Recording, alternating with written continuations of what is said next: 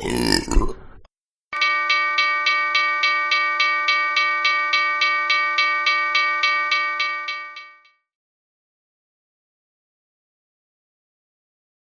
know, one thing I think we can all agree upon is that 1911 has been around for a very long time. Now, we can dispute whether it deserves to have been around that long or not. Some people may argue that it does, and some people may argue that it doesn't. But one thing I think we can all agree on is that there's been some changes to 1911s since their inception. The way they're built, some of the features on them, etc. Now, some of the features have been very good, and some have been gimmicky. You can decide for yourself which ones you think are really good and which ones are gimmicky, like oversized beaver tails, front cocking serrations, full-length guide rods, etc. When it comes to a lot of the features, I think it's really personal preference whether you think, like I said, they're great or they're gimmicky. But today I want to talk about one specific aftermarket add-on thing that you can do to a 1911 and whether people think it's great or gimmicky. That item is shock buffers, the little buffers that go on your guide rod to keep the frame and the slide from slamming together metal on metal. Now, I know a lot of people hate these, but I know a lot of people really like them. Now, my own personal opinion on these through the years has been that if these were required in a 1911, John Moses Browning would have put them in a 1911. I think he did it pretty much right the first time. But there are some things that just weren't around in 1911, like polymers, being able to use rubber and soft polymers, etc., to make small parts like this. It just wasn't something that they did regularly back then, so maybe it was something he just didn't think was practical. Maybe he thought it wasn't absolutely necessary, but maybe he would have added it if he could have. As you can see from the name right there on these ones, these are by Wilson Combat. These are the Wilson Combat SHOK-BUFFs, the SHOK-BUFF Recoil Buffers. Now, like I've said, my own personal opinion of them has been that they're probably not necessary and they probably don't do anything good. Now, some people will say, well, they actually do harm, they make your gun less reliable, etc. But I'm going to have to say that I am not too conceited to admit that maybe someone like Wilson Combat knows more about 1911s than I do. And they put them in all their guns. So I'm going to say, well, if they see a reason to put them in their guns, and they stand behind their products, maybe there's a good reason they do. So I thought I would get some of these and test them and see what I thought of them. See if they actually reduce any felt recoil, see if they cause me any problems with reliability, and see if I think they're worth it overall. Now, the gun I'm going to add them to here is my SIG STX. Now, this gun does not have a full-length guide rod. It's got a standard guide rod, but I do believe these can be used with either full-length or standard guide rods. So I'm going to put one in here, and I'm going to see how it works. Now, the installation on these should be relatively simple from what I have seen and from what it says. So I'm going to go ahead and take this one apart here and stick one of the little, oops, I forgot a major step. I forgot to take the buffer spring out. Okay, now I did not take the buffer spring out on this, so this is going to go flying when I take it apart. So I'm going to hold it down here to try to minimize the parts flying apart here. There we go. Now, how these go on is pretty simple. You can see the little shape there on your guide rod that matches the shape of these. You just slide it down over the rod and right on to the backing here that's the same shape.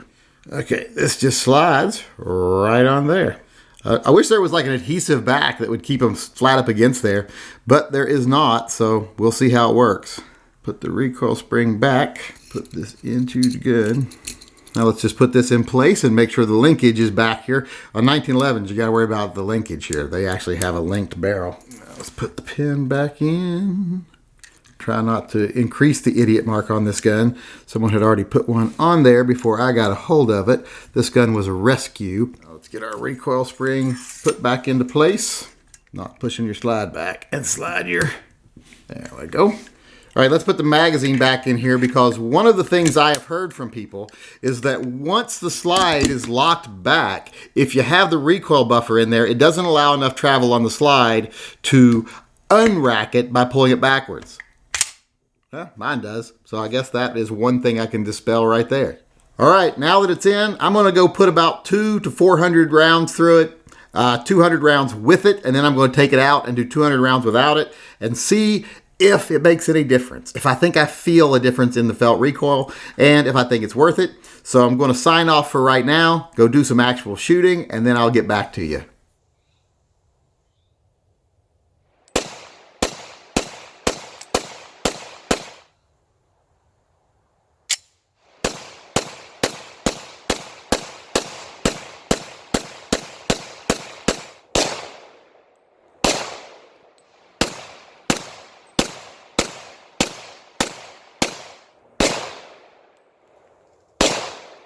Okay, that was a lot of fun, and the barrel is still a little warm, not as warm as it was, but still a little warm. And now what I want to do is take the buffer out. Before I take the buffer out, I want to tell you what I did.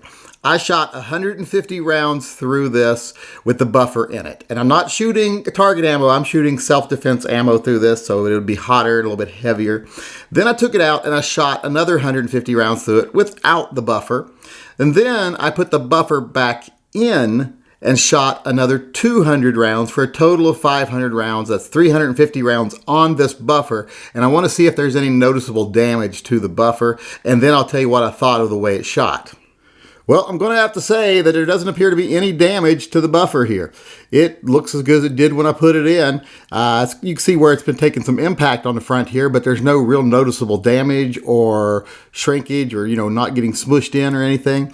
So I'm going to have to say you would definitely have to put a lot more than 350 rounds through it if you wanted to wear this thing out, because it looks like it stood up to 350 like nothing happened. So maybe 1,000 rounds. I'll do to where I get it to 1,000 rounds, then I'll check it again and weigh in on that later.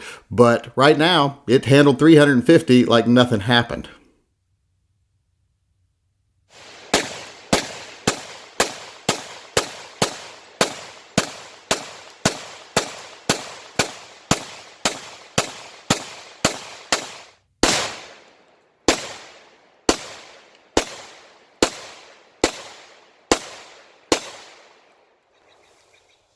Okay, I've got it back together, and not only have I got it back together through the magic of video editing, it's actually 2 days later, and I have put another 350 rounds through this gun.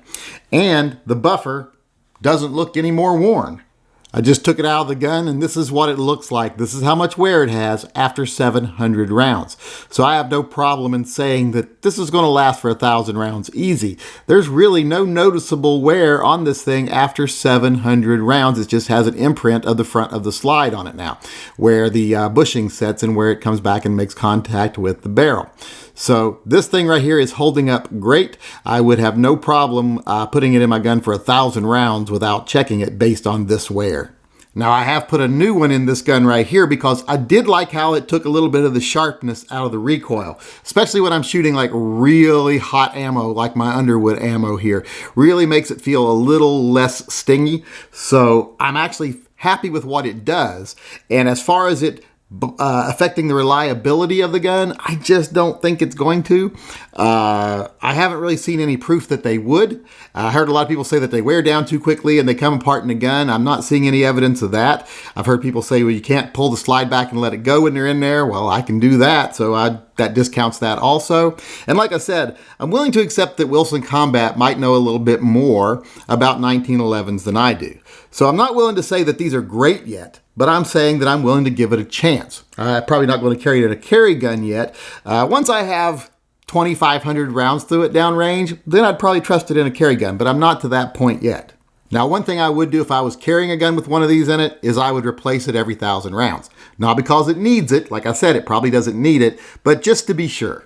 Now, I know a lot of people are going to say, well, I don't want something in my gun I got to replace every 1,000 rounds. Well, every 1,000 rounds, you should at least detail strip your gun once and clean it in 1,000 rounds at the range. So when you do, just replace that piece. It's $1. That's all it costs. It's like when people complain about replacing springs.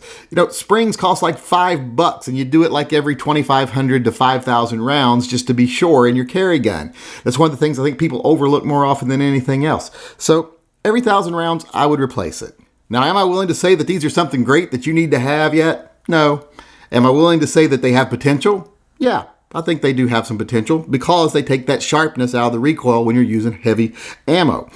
But am I willing to say it's something bad? No, definitely not. Because everything that people said about them to try to say they were bad hasn't come true in my case. And when I actually tested them, the things people said to demonize them hasn't been accurate. So I'm going to say I don't think there's anything really bad about them so far. It's one of those things you don't need, but you might want, and I don't see so far any reason not to have them if you want them. Like I said, Wilson Combat might know a thing or two about 1911s more than I do, or maybe they don't. Maybe they're just trying to sell product. Further testing will tell. For right now, I'm not going to carry one in my carry gun, but in the future, if things keep going the way they're going with the testing so far, I'll probably have one in my gun pretty soon.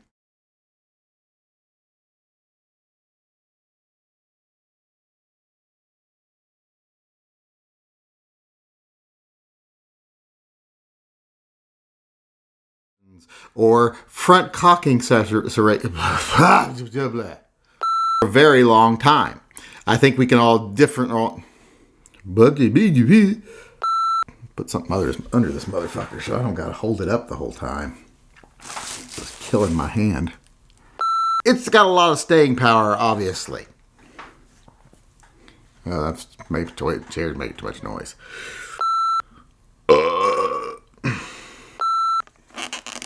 Saying rod an awful lot in this video, aren't I? That doesn't want to come apart. Where's my knife?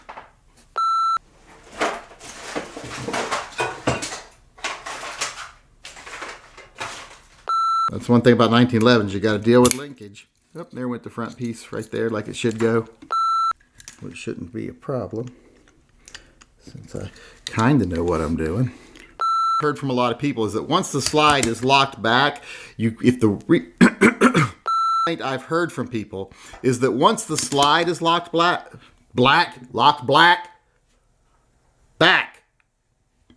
making this video racist for some reason, back in and put another 200. My math's bad. So the buffer has 450 rounds on it right now. Is that right? No, 350. Need to learn to add. Let that get away from me. But I can always get it back. I know where it went. Not because it needs it, but because just to be sure. Now I know a lot of people you like they don't do anything that people said they do to that.